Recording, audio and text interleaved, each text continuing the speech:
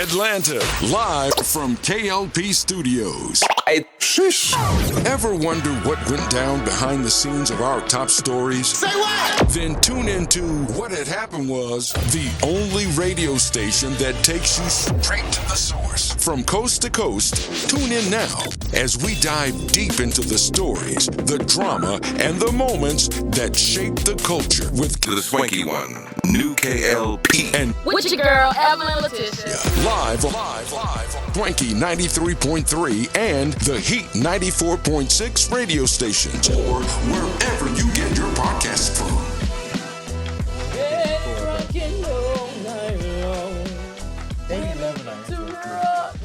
Like the intro before the intro. Steady.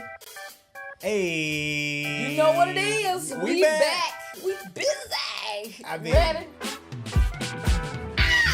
Hey. What had happened was, Y'all know what it is. One of the baddest in the land podcasts coming Yep. through your ears right what now. happened was, Make sure y'all following us at WHHW Radio 1 on what Instagram. had happened was, And What Had Happened Was podcast on Facebook. You can also listen to us anywhere you get your podcasts. what had happened I'm your was, girl, Evelyn Letitia. And to my left, we got my boy, Kennedy Lucas Patterson. Boy, howdy. You are now tuned into the baddest. Go ahead and put your hands together. You know what it is. Ladies and gentlemen, boys and girls. Boy, howdy. Boy, howdy. Boy, howdy. Boy, howdy. Ladies and gentlemen, boys and girls, Yes. welcome back to another exciting podcast here today. I'm just going to do one of these because I know a lot of people asked us, where the pod last week. what had happened Well, was, we gonna Look, tell you. We're going to tell y'all, Yeah. so first of all, welcome to the show. Yeah. So I do want to say to our fan base, sometimes we get wrapped up in our own things that we got going on. Obviously, Evelyn, she's filming a new movie that I've been seeing, that's coming out. Doing some stuff. And I've been doing some stuff with, Dear Isaiah and music making. And sometimes, we got other things going on personally that we won't bring out on the show.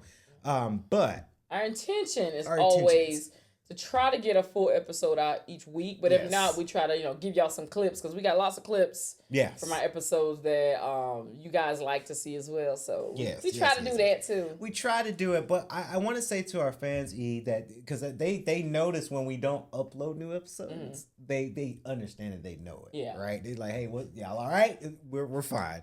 And then if you don't get a new episode that week, go back and watch some ones that you missed. That's true. We've been doing this well over a year. We're coming up on 2 years. Yeah. With this September. So September. yeah, we got plenty of Yes. stuff that I can go back and watch. But thank y'all Yes. for staying tuned though. Over 1,500, so 1,500 followers on Instagram. And I think we are nearing 1,000 on Facebook, if I'm not correct. If I saw that page right, 1,000 followers on Facebook. Okay, that's what's up. We're getting close to that number. Yeah. So very, very happy about it. Thank y'all so very much. The love and support.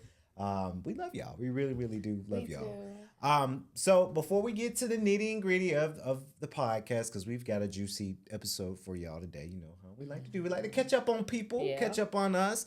E, what's been going on with you? Well, what had happened was, since you asked, I did. I've been still, working with my production team for Aggie Yes. Pride. We are currently gearing up for a mixer that we'll be doing in Charlotte. Let me just, I thought I had it pulled up here. Gosh, you caught me out. You caught me off guard. I did. I'm sorry. I got so nervous because I thought you was going head first. But that's okay. So on March 18th, we will be at the Moxie Hotel. That's in Charlotte, North Carolina on 125th South Brevard Street. 6 p.m. to 9 p.m. we'll be there doing a fundraiser for our film. Aggie Pride is benefiting the Aggie Pride, the movie. We right now currently have early bird specials, $30. Regular admission, once we start there, it'll be $50. And then VIP donations, $75, which would include a t-shirt, Aggie Pride t-shirt, and one drink ticket when you're at the event. So I'll make sure I'm going to get this shared to our page as well, so you can get that up. But yeah, the Eventbrite link is in my Instagram bio on my page. But yeah, that's on March 18th. of this year. So I don't know why people like, when is it? What year? What year? Why would we do a benefit for 3 or 4 years out? Like, come on now. It's coming in 2028. Yeah. For Like, this year, March 18th, Yes. 6 to 9 p.m., you will get to meet a lot of our production team, including myself. I will be there and get to really learn more about the film, our process, what we're trying to do. Some of our promos are already out. I'll be reposting the one that we just did as well. Y'all heard about my snow escapade the other week. That's the one that we filmed. So all that snow y'all see in that promo, that is not green screen. That is real snow. It is snow. It is snow. It did snow. But yeah, still working on that. Still doing my fitness and everything, my kickboxing. Yeah. You know, I have a testing coming up on Tuesday to test to get my white Brigitte if I, so kickboxing, they have these things, they're little bands, right? Yeah. And the different colors mean your different skill level. Oh, okay. And it's kind of like what karate has, their with belt. the belts. Yeah, this is called a Brigitte, right? Uh-huh. And so sometimes you'll see kickboxers that either have it around their arm here or they'll put on their boxing gloves. You'll see it. But the first one is white. And I had an opportunity to test last year. Yeah. Because I just started I started my kickboxing classes the end of July, early August. And then testing was like maybe 3 or 4 weeks from that, right? Mm. And I was just like, I don't feel as prepared as I want to be. I'm going to wait till the next go round. Because it's like every 6 months that we do testing, something like that. And so I'm doing it this time. I've always been great at test taking. For some reason, I feel nervous. I don't know why. But like I'm getting all my stuff, like going over my things and making sure I got all my kicks and my terminology and stuff together. And but I got that on Tuesday. You know what they say is maybe not nervous. It's probably excitement. It's probably that too. Yeah. But I think part of me is nervous because coming up to testing, we had like 4 review Sundays. Well, 2 of them got taken away because of the ice storm and then the snowstorm. So they left us with only 2 reviews, which we did thorough reviews, but I just felt like, those 4. And then when I fell on the ice during the ice storm, I took a week and a half off, maybe 2 weeks, because of my back and my leg and everything like that. So I was just like, I hope I'm prepared as I need to be. Right. But yeah, I have that coming up. So we gonna get it. And currently, I decided to, because I always hear about Lent and Ramadan, so I've looked up both of those extensive, because my inquisitive mind always has to look up, like, what is that? Like, I always hear people talk about it. I see people have the ash on their forehead for, ash, all that kind of stuff. So I was like, okay. So I read up on the different 2. And Ramadan especially, and I'm not Muslim, but Ramadan especially gave me like this, like, let me see how disciplined I can be in this. So in Ramadan, I'm specifically sticking to the no eating, no intake during the daylight hours. Mm-hmm. So it starts at dawn to sunset. So I don't eat anything. So soon as sunset though, I be tan. But again, when me going to do the head motion too? I go straight to eating. But funny. It's during the daytime moving around a lot. It's cut down, and because I had some financial goals that I'm trying to make too. Yeah. So when January came out, I was already on that journey. So with this, it's also helping in that discipline, because now when I'm out during the day, there's no, I'm gonna just stop and get a little snack. Yeah. Or if you stop, I'm gonna get this, because no, you can't eat it. So it's saving me money. Yeah. So that by the time I do eat in the evenings, I most definitely am eating stuff that I'm cooking or it's already at the house. Right. So you're not going out buying extra stuff outside of my normal grocery run. Yeah. So that's helped. I feel like from last Monday until Saturday when I checked my weight, I've lost 10 pounds. Hey. I tell people I carry water weight really fast. So I try to stay away from salty stuff, because salty stuff makes me hold on fluid. Right. But also the week before, I was on steroid pack for like a week because my leg pain. They was trying to get all this inflammation down from the fall I had on the ice. Right. And so steroids can make your you retain and hold on to stuff too. Right. But anyways, I've lost that 10 pounds, right? And I feel better. I'm sleeping well. I usually set my clock for like 6:30 because dawn starts at around 6:40. Yeah. So I'll wake up at 6:30, have a full glass of water, and I put some liquid IV in it just to make sure I got my electrolytes during that window. Because sometimes during that daylight window, I know I'm going to be going to the gym. Right. And I can't drink anything because I can't have anything by mouth during daylight hours. So I make sure that I'm well hydrated prior to me getting my day started. Because I drink a whole lot once I can eat. I get a full gallon in, but I also drink like another glass and a half in the morning before I go out and start working. But I'll wake up 6:30, do that water and stuff, and I go back to sleep about 8:30 when it's time to go to work or something. And then by the time I get through with my day around 4:35 from work and all that kind of stuff, and come home and I pitter patter around, boom, the sun's going down. So it's like perfect timing. And I eat. It's the head bopping for me. And so I've been doing that and trying to go as long as possible.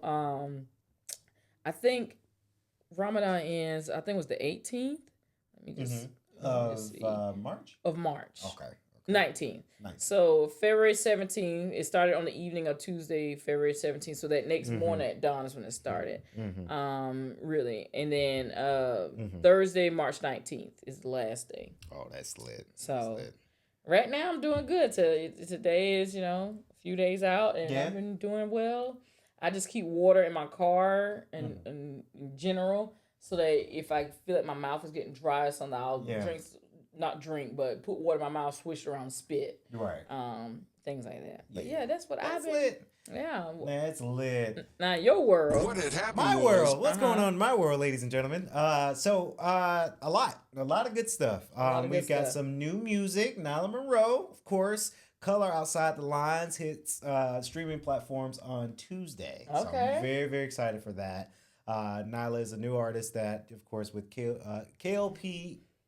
K.L.P. Music Group is the new name for us. So I'm very, very excited for that as well. Podcasting, believe it or not, outside of what had happened was Coffee Talk has been getting some good reviews on that separate show. Very, very excited. And I'm very, very excited because our show, I hope we can announce soon, Apple Podcasts will be bringing video components to their app. And we get a lot of listeners on Apple Podcasts too. If you own an iPhone, you should have the free Apple Podcast app. You just open it up. I can't wait for that. That's been the highlight of my week. And Dear Isaiah is on his way to bigger streaming platforms like Prime and Apple TV. It's just the movie making business where you're trying to get it out there for distribution, and it's a lot going on there. But personally, working out has been good. I tell you this, I went to the gym. This was 2 days ago. Okay. And this got me giddy because I got really, really happy about this. I walked in there, my humble self, getting Come on, humble. Doing my workout, and every trainer came up to me and said, "Hey, thank you for the shout out. Hey, thank you for the shout out." And I'm like, I'm sure I shouted you guys out, but which shout out? Because I don't really remember. Yeah. So one trainer saw when we shouted them out on this show. We were talking about something, I guess like the renovation or something.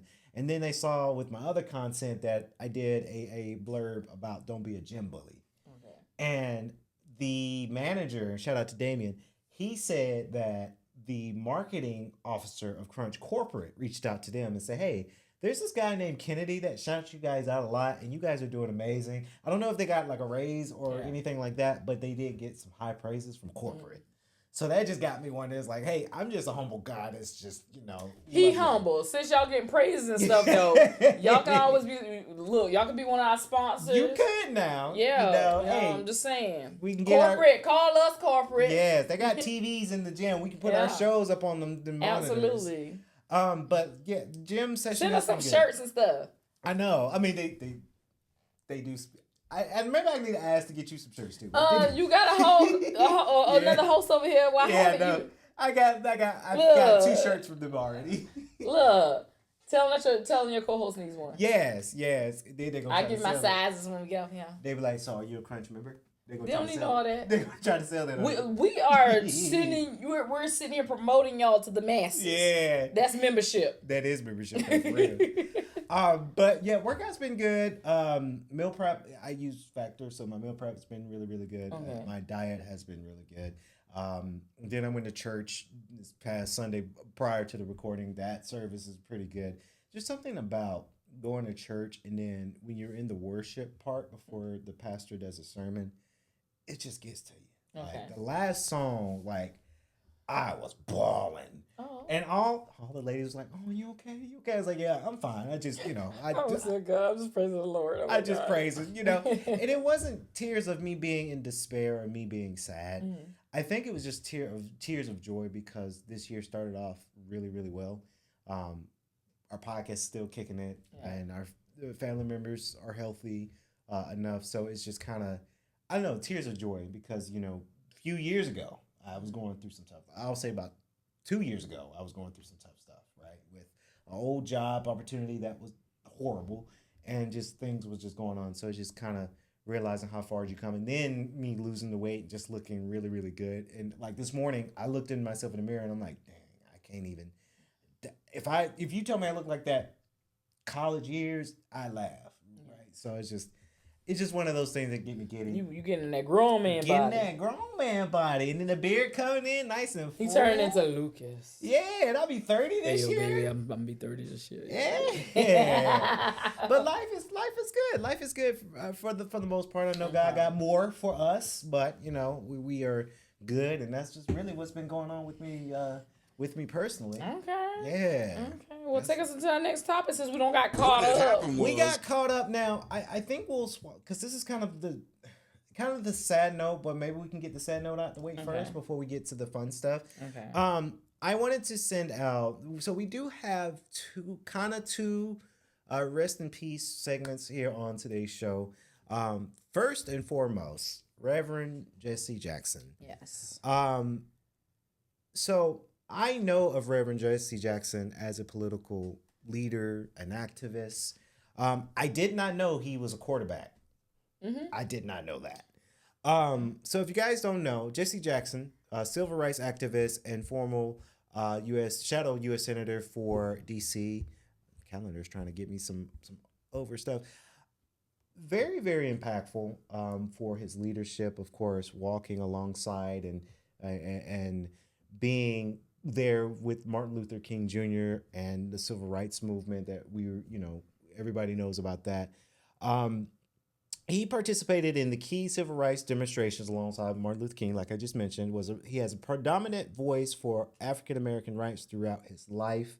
Of course, he was also the founder of the Rainbow Push Coalition, which aimed to promote social justice, economic equality, and civil rights for marginalized groups. Very, very powerful voice.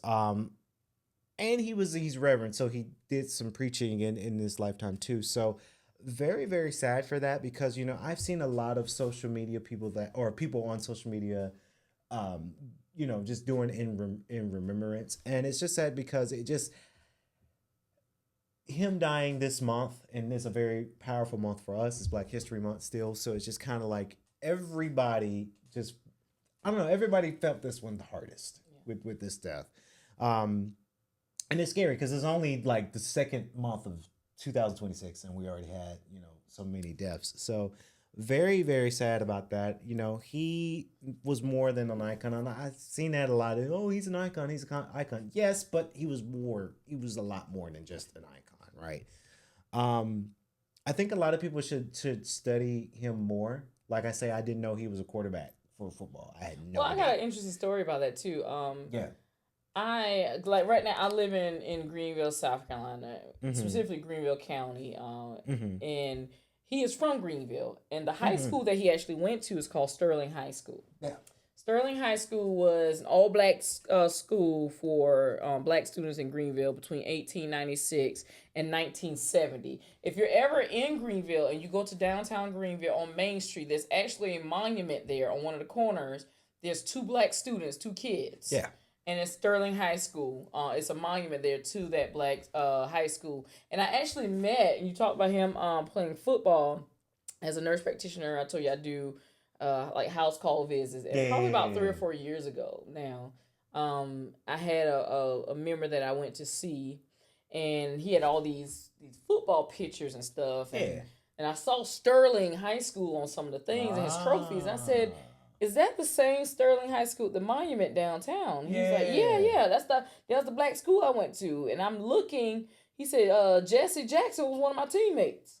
Oh. And he talked about Jesse Jackson, how close they were and everything, and showed me pictures of them on the football team together. Cool. So I met that kind of 6 degrees of separation. But I actually also met Jesse Jackson when I was in college. And I went to Clemson University. He came to give a speech on campus, and this was during undergrad. I can't remember whether it was my sophomore year now or my junior year, but I went to undergrad was 2006, 2010 for me. But he came, and the one that he gets to keep hope alive at the end, he was talking about his Rainbow Push Coalition. Yeah. And so when he got ready to come down, like through the crowd and everything, I shook hands with him. Of course, people have. That's cool. Yeah, that's cool. Nice guy. I like that. People have mixed feelings about Jesse Jackson. Say what you want. He's been a political candidate for many years, right? Ran for president. What was that? Twice? Yeah. I'm trying to think. 1984, maybe 89, and then I forgot what the other one was. I think 84 and 89. I think. Yeah, I think those are two, maybe. 1984 and 88 presidential campaign. Yeah, he broke ground. Yeah. So he has done a lot, but people have mixed, feelings about certain things. Especially with, I remember when President Barack Obama was running for presidency. Right. And I'm not one of these people that when somebody died, I'm not gonna try to tear you down, but I'm not gonna gloss over everything that was in the news that showed you in a negative light either. And I remember him getting caught on a hot mic talking about President Barack. He said some negative things at first, but then fast forward when President Barack Obama did get elected, on election night and everything, they had that video footage of Jesse Jackson in the crowd. He's crying tears. And some people had mixed feelings about that, saying, "Oh, why are you crying now? You were just talking, trash about him on that hot mic that they caught you on." Yeah. But you got to remember, this man ran for president for twice. And all the things they came through against everything against us, people of color. There's also speculation surrounding Dr. King's death and whether Jesse had any involvement in that. Right. So there's all that in the background. So across social media, you do have a wide range of people who were really burdened with the loss. Like they really felt, oh my gosh, and then you got other people who, which I thought was in poor taste, but posted videos of them rejoicing and stuff that this man passed away. Yeah. Like, so there's that. Yeah. But he's definitely someone who, when you thought about civil rights, Jesse Jackson name came, when you think about the civil rights movement and we talk about Dr. King and all of those civil rights leaders, Jesse Jackson, whether you like him or not, he was right there with them. He's definitely an icon. The thing that was controversial more so this week, it was denied for his body to lay in rest in the government. Was it Department of? Oh, I can't think of which department it was. But you know how they have certain leaders and people, and they live at rest so that the people can come and view. And it was denied for him. Wow. So, which someone had a great alternative. It was like take him to the African American, Museum of Heritage and Culture and do it there. Let him lie and rest there. Right. I mean, I think that's a good idea too. Yeah. I really do. I think so. Yeah. But rest in peace to him and hopefully his family are, But and again, hard time. You know what they're gonna do? Hollywood. Oh, we need to get a biopic. Yeah. Oh, it's coming. It's gonna happen. Look. They always do that. Yeah. They always do it. And real quick, another rest in peace. Now, this is one of my favorite actors, Eric Dane. Eric Dane died a few days ago as the time of this recording. If you guys don't know, Eric Dane, first, I knew him as McSteamy, Mark Sloan from Grey's Anatomy. Grey's Anatomy is... It is still one of my favorite. I do think The Pitt is a little bit better than Grey's Anatomy, but that's another. We're going to talk about that because you put me on to that. Oh, I did? Yeah, okay. we can talk about it after this. Yeah, we'll get it. So Very, very sad for Eric Dane. We all knew that Eric Dane was sick. Now, if you guys didn't know, Eric Dane was battling with ALS, and ALS is a very serious. I don't want to say disease because my friend Nika told me to never really say disease because it just kind of has a negative kind of thing. Illness is what I have to learn to say. Same thing because she has a sickle cell. And I'm gonna say this to you about that. Your friend has every right to feel that way. Yeah, she does. She does. But coming from a medical profession, disease does not mean, for those people who are looking and watching, disease is not a negative in a way of saying that you're less than. Right. So you will hear me say disease because as a medical professional, that's what it is. It's a disease process, right? But yeah, I understand her. That's how she doesn't want to identify, and you being her friend definitely respect her boundaries. Of course. But very, very sad is a disease illness that Eric Dane was battling for. I think he was battling it for about 2 years now. So we kind of knew that he wasn't feeling too good, and I was surprised because right before that, he was still acting. He was a still working actor. Now his latest 2 roles, I want to say, he was the main villain in Bad Boys, the latest Bad Boys movie. And he was moving around. He was doing his thing. He also played. The character's name is Nathan, but Euphoria, he played the daddy. Yeah, right? Cal. He's still moving around doing his thing. So you would never think that he would, have some sort of illness. And I want to correct something. Yeah. He was diagnosed with AMS not 2 years ago. Okay. It was in April of 2025 last year. Oh, but I wanted to say that because many people don't understand how fast it's fast. ALS moves. Yeah. Like, so he was just diagnosed last year in April. And it said that he had even began experiencing some of those. Well, that's when let me rephrase that. That's when he made the announcement. Yeah. It's in April 2020. But he began experiencing symptoms early 2025. Yeah. And it said by June of 2025, he had completely lost the use of his right arm and hand and had begun using a wheelchair full-time by October of 2025. So think about that timeline. Yeah, that's fast. He began experiencing the symptoms in early 2025. Then in April, he makes the announcement. April to June. By June, he had already completely lost the use of his right arm and hand and had to use a wheelchair full-time by October. That is how fast ALS moves. I would say he was still trooper because so Netflix has this new docu-series interview that's out on Netflix about talking about ALS, and of course Eric Dane was on that episode. It might have been way before his death, but you could tell that Eric Dane, wow, he's a warrior because he's trying to answer questions, but it is so hard for him. Yeah. Like I could see it, and everybody who watched it and us podcasting reviews like, yeah, he's struggling, but he's very, very sad about it. I think a lot of his co-stars were more sad. Mainly so Grey's Anatomy co-stars because he was on a big show like Grey's Anatomy for. It's interesting because he was like a guest character the first few episodes, I think, and then now he became a mainstay because he plays a character. He also played in Valentine's Day. He played I forgot the character's name, but the football player that turned out that he had a relationship with Bradley Cooper's character. So Eric Dane has a widespread of catalog when it comes down to his acting. Mm-hmm. So that's why I get very, very sad for his death.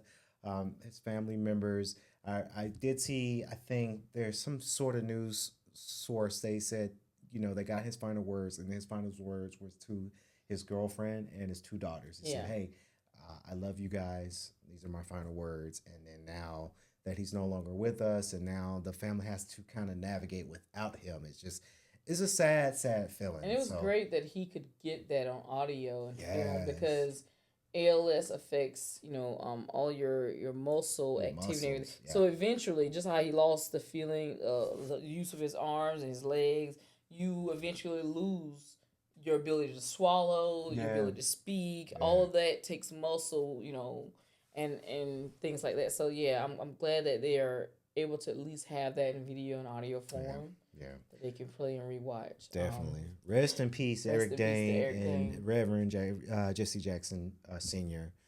Now, I want to piggyback. What had happened was... Let's turn the show. Let's turn the sadness. Okay. So, you talk about the Pitt. Yeah. First of all, Kennedy put me on the Pitt. Yeah. I binge watched the first season. I think I'm on season 2 now, but I'm caught up. Okay. I just watched the latest episode Thursday night. I think it was Thursday or Friday night. I just watched it. Yeah. So I'm caught up. Here's my thoughts on this, because you said you like it over Grey's Anatomy. I like them both, but for different reasons. Yeah. But I was put on to Grey's Anatomy when I was in college. I played women's rugby. Uh-huh. And on the women's rugby team, they would always be talking about McSteamy, Mihati, and I was like, what did y'all talk about? And they'd always be talking about it. And so we ended up having an away game.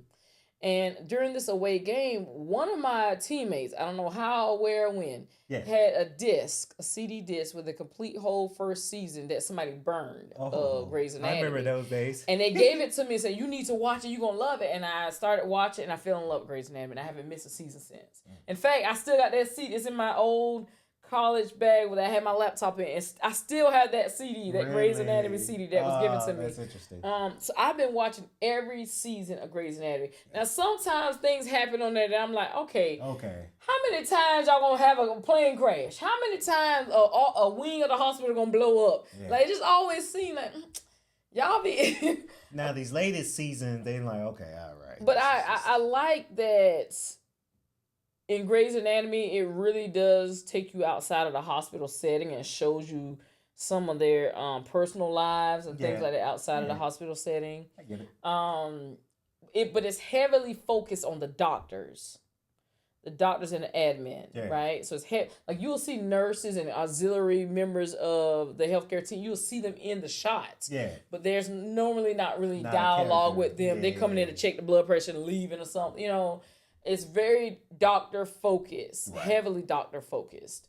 Me being a practitioner and knowing that high level of training, I can get with that. Mm-hmm. The thing I love about the Pitt, I love that there's a clock. It shows you hour 1, hour 2. So it really breaks down the public. Because I remember being a nurse when I was in the hospital system, and I would tell people, like, oh, I work 12-hour shifts. And especially the last hospital I worked night shifts, 7 p.m. to 7 a.m. But I would always tell people, I never get off at 7 a.m. Yeah. I'm clocking out maybe 9, 9:30, sometimes 10, because you got to catch them on. My parents. Yeah, because you catch them on charting.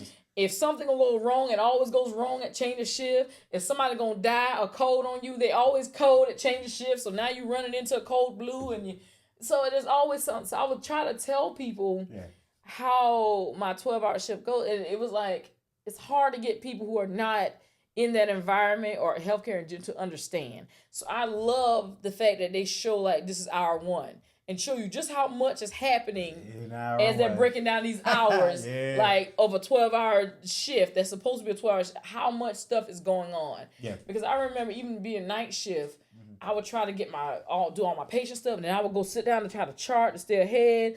And there would be family members or patients coming out to talk to you, and they think because they see you sitting that you're not working. And I'm like, plenty of nights you're not like you're not getting to eat anything because you can't sit, like, you know, you're supposed to take a 30-minute break, but then you're like, if I take a 30-minute break, I'm going to get even more behind than I already am. So I'm going to clock out, but I'm still going to chart. I'm going to just throw something down real quick. Yeah. Like, so I like that it's showing the breakdown of time. I like that you see the entire healthcare team working together.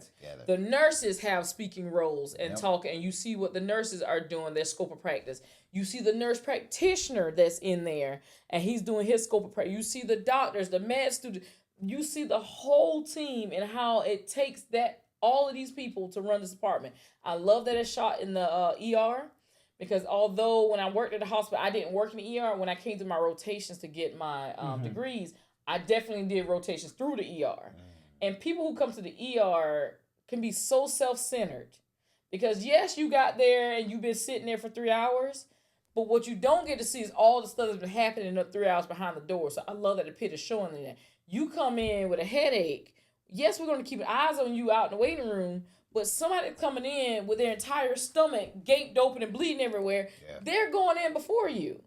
And you keep coming to the window saying, well, when am I going to go? When am I going to go? And then you don't get to also see the ER when it's packed. We can't bring more people back until we get beds for the people who have to stay in the hospital. That means upstairs, beds have to be cleared. People have to be discharged. So there's like this whole system that the Pitt is showing, and I hope more people in the public get to watch that, so they don't just think, oh, they're back there just twiddling their thumb. No. Healthcare workers, when I tell you, I used to get shin splints so bad because you're walking on, hard floors all day, and you're supposed to be a 12-hour shift. Like I said, most times it ended up being 14, 15-hour shifts. And imagine that out of that 14, 15-hour shift, you get to sit down maybe once or twice. You're constantly on your feet. You're constantly, and it's just like, I love that the Pitt is showing all that. I love that they are really digging into the vulnerability. They showed on Grey's Anatomy a little bit too, where they dig into the background and vulnerability of what doctors are going through. Right. But they really show it in the other side too. Somebody like one of the episodes, I think it was in season 1, when Robbie broke down. And I was getting ready to say, I think that's what got him that Emmy and that Oscar. Yeah, when he was crying and the guy that came in that she called Huckleberry, and he just kind of talked to him, and that you saw the doctor the resident that had the ankle monitor on, like to show that these are real people, doctors, nurses, anybody, they're real people. The film that I'm working on, I tell you behind the scenes, it's going to be centered around a nurse. But my main objective is to humanize nurses. Because, yes, people love to call us superheroes and all this kind of stuff.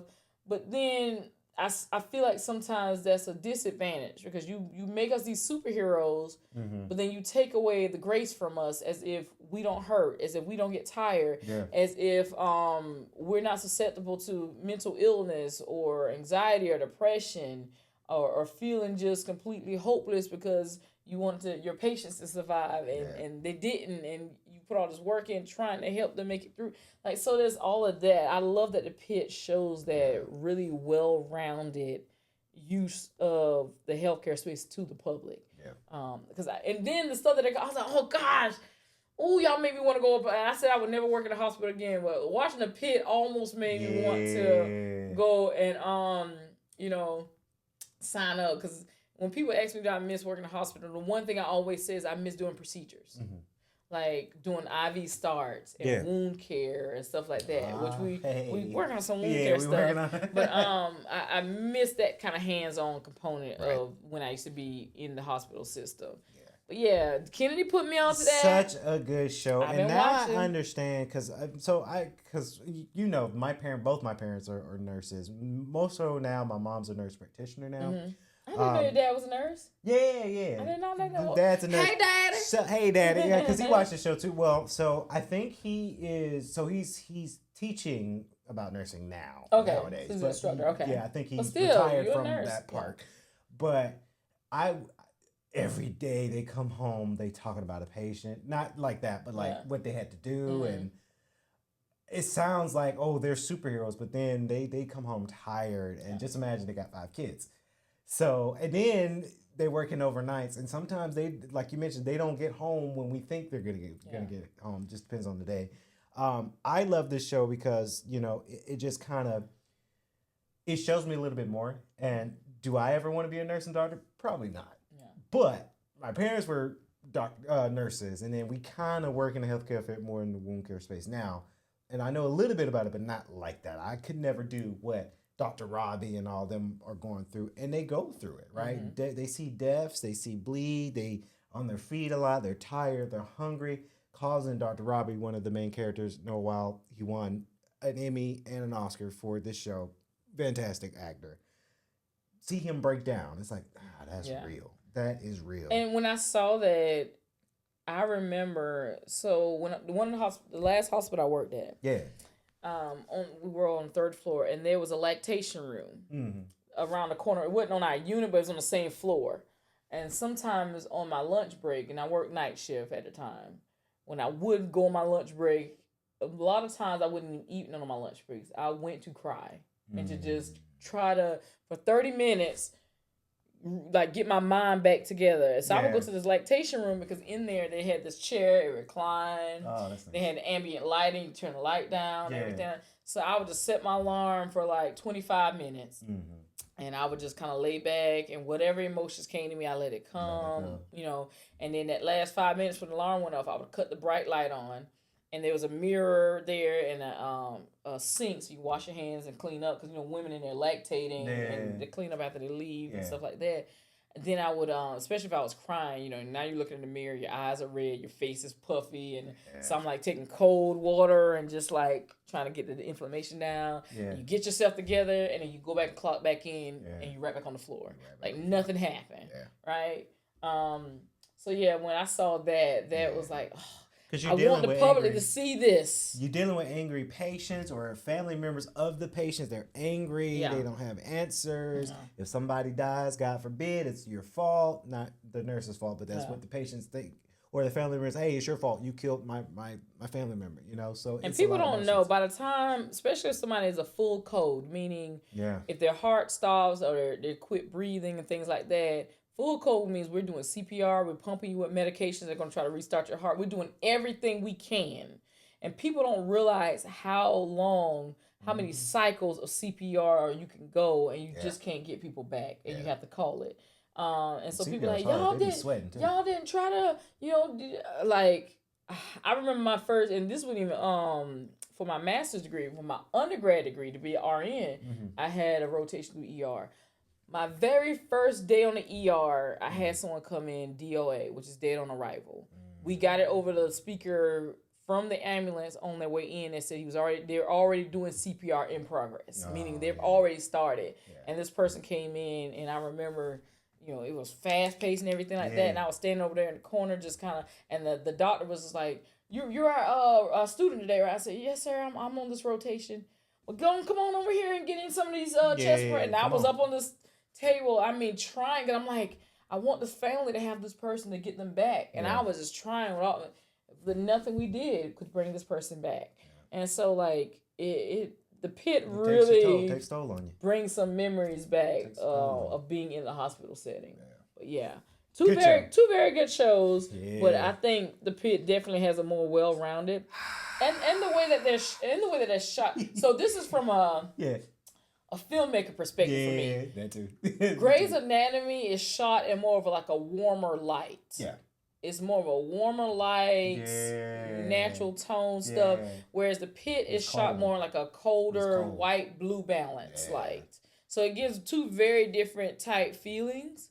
But I was like, oh gosh, so I be studying like the cinematography or everything because that goes along with how I want my films to be. Like, I want this one to have this kind of feel. Okay, I like the way this is and that, I love it that we're both filmmakers. We know these things. But you got me hooked on that one. Yes. And industry. Okay, industry's good too. Industry. Good. Now this season they had about 2 episodes of like, what's going on? I don't understand. But when they don't do those type of crazy episodes and they focus on stock market and trading, that's my bad. I like baby girl. I can't think of her name right now. The black girl. The braids. What's her? But like Harper Stern is Harper. But I don't know her real. You know what? I got my laptop. But Harper Stern is the character name. Yeah. That's what I'm talking about. But Harper. To see her from season 1 when she was kind of shy, like she knew her stuff, but she was kind of shy and timid about speaking up. Yeah. To now see her in full boss mode, like her art, and then Eric. Have you caught up on the last few episodes? Of this season? Yeah. So Eric, I guess because they're sorry guys if you haven't seen it, they're working. They're not together. They're not merged. Have you seen the episode where Eric gets a text message and he looks at his phone and there's a picture and a video that's sent to him? I don't think I got that yet. Okay, I ain't gonna talk about that. I don't think I got that. When you see it, and then everything after that, and there's gonna be a moment between him and Harper, and it's gonna be like you're gonna cry or you're gonna feel like crying, but you're gonna see why. Long story short, he's gonna end up having to separate himself from her, from the company. But he's doing it to protect her. I see. But he's not telling her exactly why he's doing it. But you as an audience member is gonna know why he's doing it. Okay. Because the text message and the video that he gets is so damning. That it will ruin the company, and he's trying to protect her. That's why he's removing himself. So but I need to watch that. I need to watch the latest one. I haven't been caught up. HBO, look, House of Dragons coming in June. Oh, I can't wait! HBO's on fire right now. That's my show. It's on fire right now. But like I say, guys, the Pitt, I got it hooked. Mm-hmm. Thank God. I'm like, when does the show come on? Okay, I got a hook. Child. That's all I wanted. Child. That's all I wanted. Every time they say hour 3, I was like, that's about right. That's I would have been about able to right. do that much work in that time.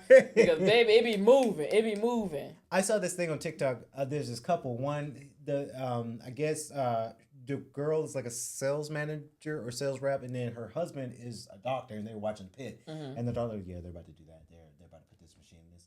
Oh, they're about to do that to this patient. Oh, this is gonna happen to that patient. And she was like, "How do you know all this?" I was like, "Hey, I'm a doctor." As they're calling out procedures and medication stuff, I was like, I've pulled all those medicines before to give to people and push and stuff like that. Like, I feel like the Pitt definitely focused heavily on the procedures and stuff. Like in Grey's Anatomy, you see them go to surgery and stuff, but like you really get a good grasp, especially if you are a medical student or a nurse or anybody like that. Watching the Pitt reaffirms the terms and stuff that you're learning or have learned. A lot of procedures and stuff like that you get to see. It's like boom, boom, boom. Because they have actual doctors that come on set and say, okay, this is how you should do it. Yeah. I think a lot of don't rely on a TV show to do your studies, professors. But I think it'd be good for a professor to say, hey, I need y'all to watch the Pitt because we're going to have an assignment on this. Yeah. I think that's a swell idea. Watch this episode. Yeah, I think that's a swell idea. And, you know, they got to be straightforward because you do have a lot of doctors and healthcare professionals in general that watch it. Yeah. Like me watching it, if you were to say something that I know, I was like, hold on, that ain't right. That's not how you would do that. That is not what that's called. Like, what? So it's good that, because I'm pretty sure they know the healthcare community is watching this, so we got to be on our P's and Q's. So. But it's good. It's good. I love it. I love it. Yeah. Speaking of love it, what had happened was one thing we were talking about. We missed a week off, but the Super Bowl happened. Super Bowl. Yeah. Shout out to the Seattle Seahawks. Hey, I want some money from them. Not a lot, but my homeboy, he's a huge Seahawks fan, so I knew as soon as they won, I knew he was, you know, ecstatic. Like he'd be Seahawk down in his jerseys and stuff like that. But they beat the Patriots, so that happened. But a lot of people talking about the halftime show with Bad Bunny. Yeah, loved it. I love the halftime show. Now, people had mixed reviews about, why isn't anything? Why they ain't put subtitles? And somebody said it perfectly. Y'all want subtitles to read. Yeah, you won't read like the Constitution. You won't read this. And then somebody else said, y'all acting like y'all didn't understand it, but yet everybody was doing the Macarena. Y'all ain't knew them words. Yeah, y'all knew them dance. Y'all wasn't knowing those words.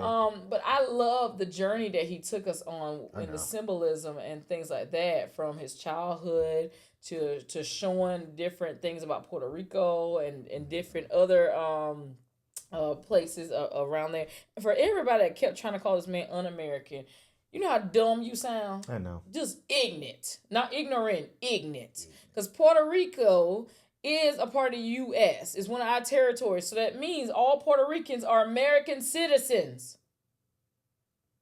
Mm-hmm. I'm just like... I love Puerto Rico. It's beautiful. I'm like, what? Now, I will say, the thing I was most proud of is when I went on my social media and my close family and friends who weren't on there saying, you know, all kind of ignorant stuff, it lets me know that I'm in good company of the people I have around me. Because I'm very open. Like, I am, hold on. When it comes to my blackness, here we go. I am black as right? I'm blickety black all day. I'm celebrating black. You know, I'm rooting for everybody black. But I'm very respectful and very open to other cultures. I love learning about other cultures. I have multicultural friends around me, all that kind of stuff. So I'm very open. So I was very proud of the fact that I have family and friends who on social media who embrace people of other cultures and things like that, and not say the most ignorant stuff. And people who were putting stuff up that was kind of ignorant, I said, and that's why you are an associate of mine and not a friend. Yeah. That is why when I see you, but you're not here in my personal space and my other, because I'm very much, we don't do bashing of cultures over here, right? We celebrate people and our differences. Of course, I had a couple of coworkers out there in the field that had some differences. Like, all right, so this is why I never would go to lunch with you. Yeah, because it's one thing. No one is saying that you had to like the performance. Right. That's not what we're saying. But some people try to dress up them not liking the performance, but they said all this disparaging, just racist stuff, and I'm like, this is left out of a field of you respecting somebody's culture and not.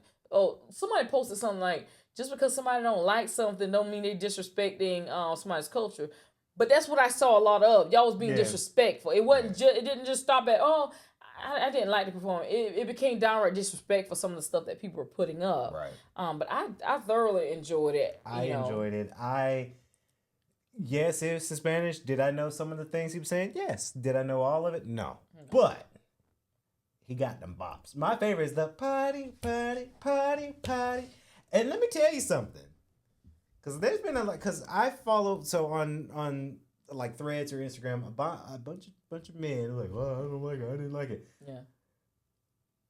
But you see all those sweet honeys on the field doing their thing. What's not to like on that part, let alone the story and the history?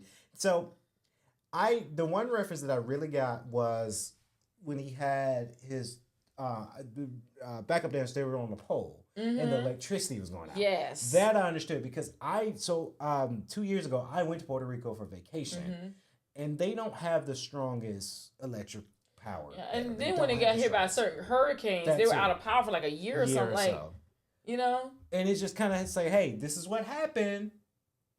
We should fix it. And y'all was acting like it didn't exist. They act like it didn't exist. Yeah. Right?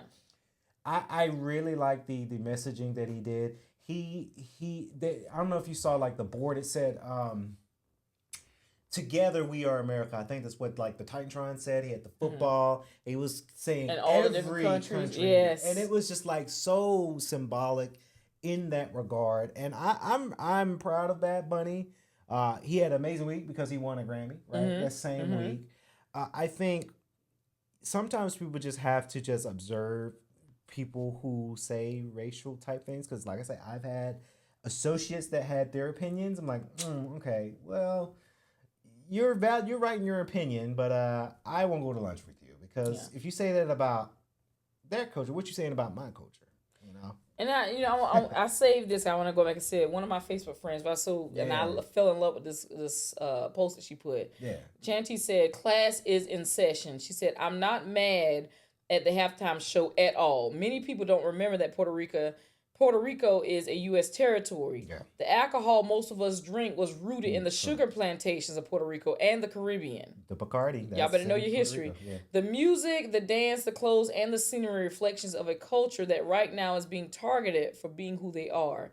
Did I understand the lyrics? No, but I got the message. Just like many didn't get Kendrick Lamar last year, and most didn't know but a couple of his songs, he speaks great English. Yes.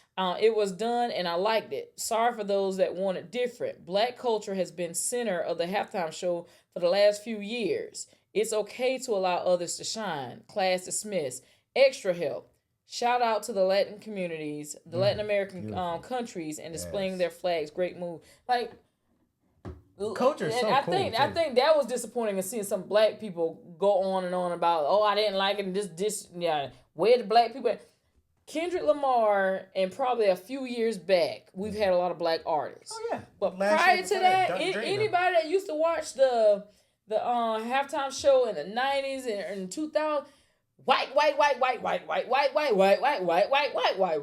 we had some other Latin people in there too, but most of them, if you didn't know they was Latin, could be for what they call white passing or white adjacent or whatever like that. And so I'm like, it's okay to let other cultures shine. And another friend in the comments, she said, Crystal said, "And don't be mad because he know his native language and you don't.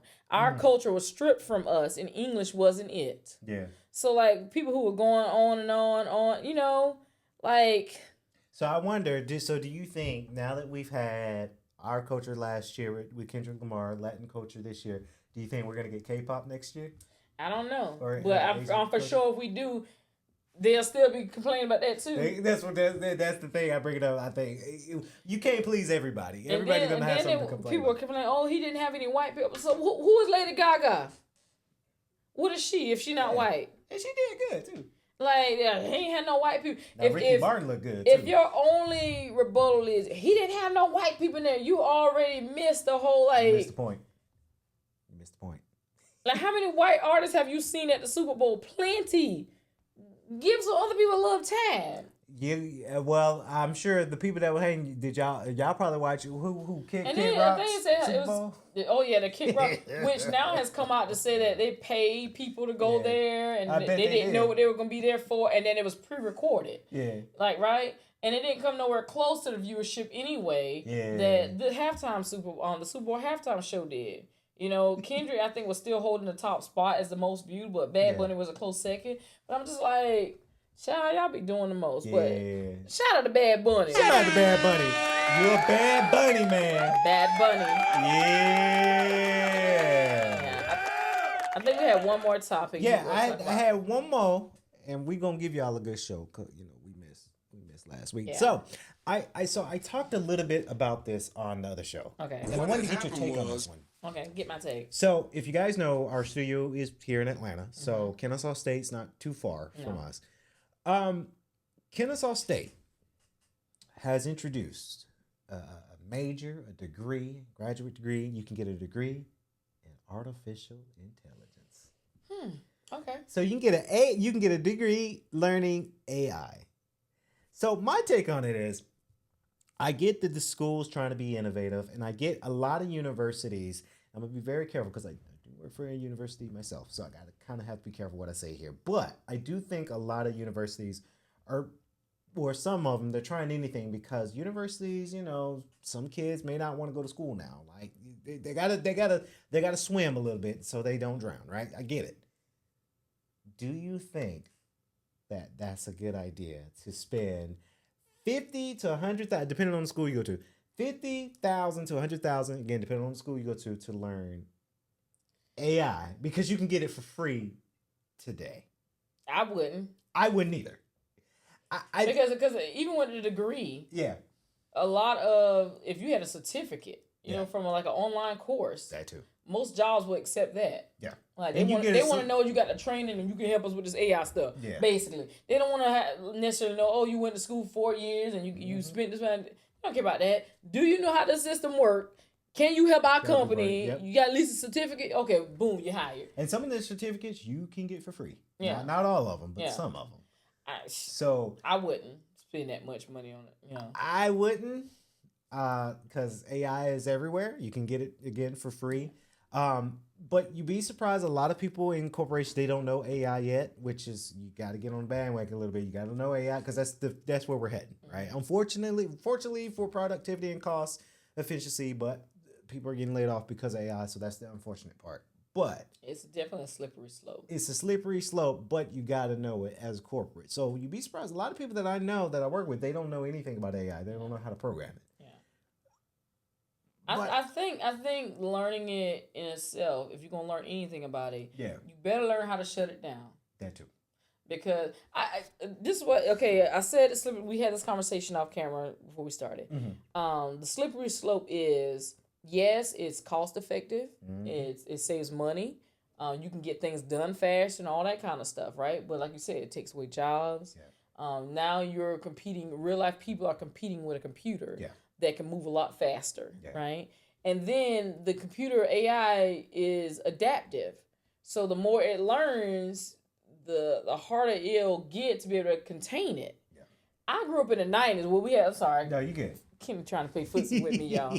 I grew up in the 90s where you had these movies that showed you how the AI stuff can take over. When you think about the Terminator and all this stuff, robots and stuff like iRobot, and you think about how these things can go bad. Even when what's that series called on Netflix? Black Mirror. Oh, yeah. And you see how technology can go bad, and then because it moves faster than our human brains can, because it can collect data really fast.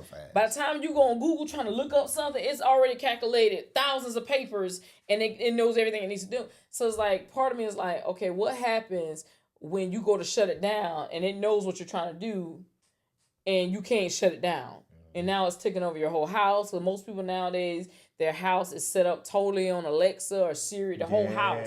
The lights, the alarm system, the phones, the locks on the doors, stove. everything. What happens when your AI system turns against you and locks you in and turns the stove on and you can't turn it off and the house starts a fire, you can't get out because the windows got the smart lock thing, and like, so there's a slippery slope of this thing. So I think if we're going to be teaching people about AI, you darn sure better be like teaching how we shut it down if it gets out of hand. Yeah.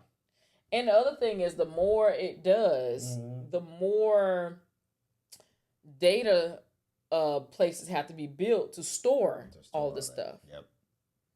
And so I saw an article one day about